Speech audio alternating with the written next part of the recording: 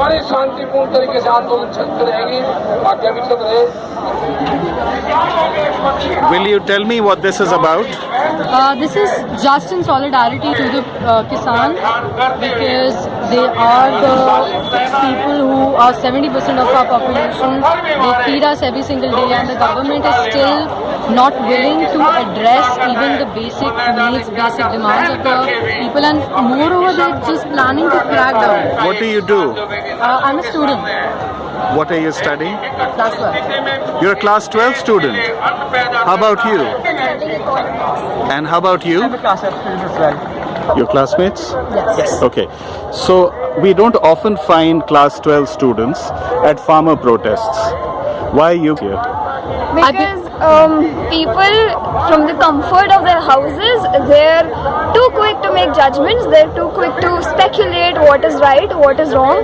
We just wanted to be here at the ground level and decide for ourselves what is right and what is not, and considering that the Godi media is not showing what is the truth, we wanted to see it for ourselves.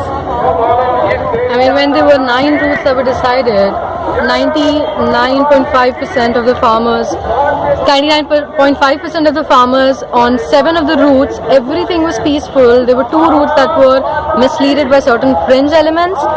The entire Godi media just focused on those 2 routes and did not mention anything about any other route and how peaceful it was, how peaceful the entire Andolan has been since day 1. Nobody ever mentioned how many people have already died. More than 170 people have died. Old people have died. And I just believe our parents are not farmers, but our food every single day that we're getting is from farmers. I have family members who are farmers.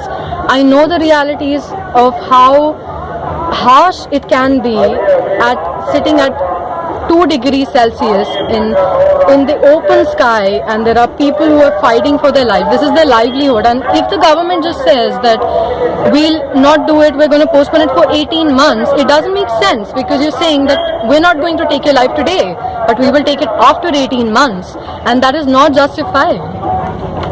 So, well, India is an agrarian economy, and I think it's very important for us to pay respect to the people who put food on our plates. They've been at their worst for like in every single regime that's gone on in India. They've been mistreated and like they've not been paid the respect that they deserve.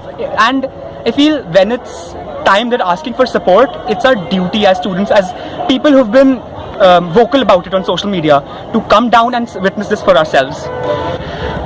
Explain to me why there aren't more of you over here. It's just privilege, blatantly, outrightly saying this. My friends who belong to the upper caste, who belong to good business class families, they're unbothered, they're indifferent, they do not care simply. You will only care for politics if at somewhere you are at stake. If you're not caring about the politics of the country, that just shows how comfortable your lives are, that you don't even need to worry about where the other person, it's like how it happens in Nazi Germany also.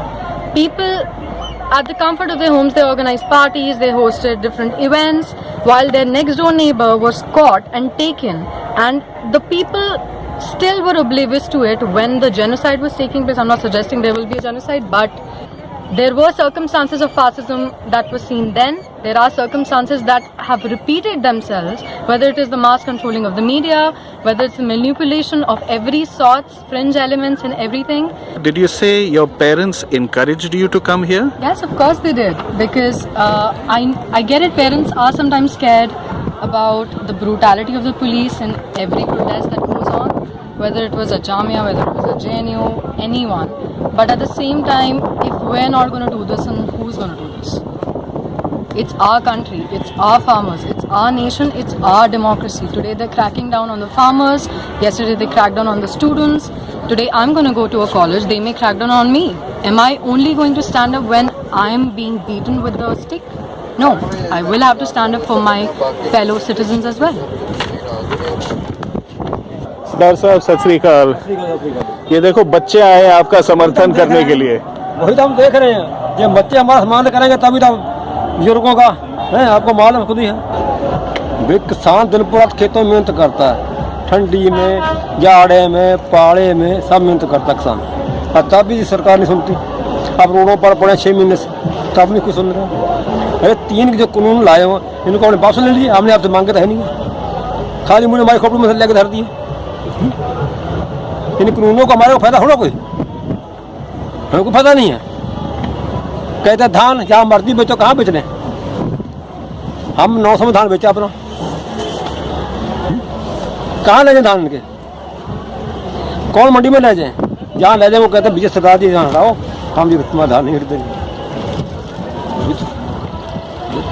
किसान तो मर गया बिल्कुल।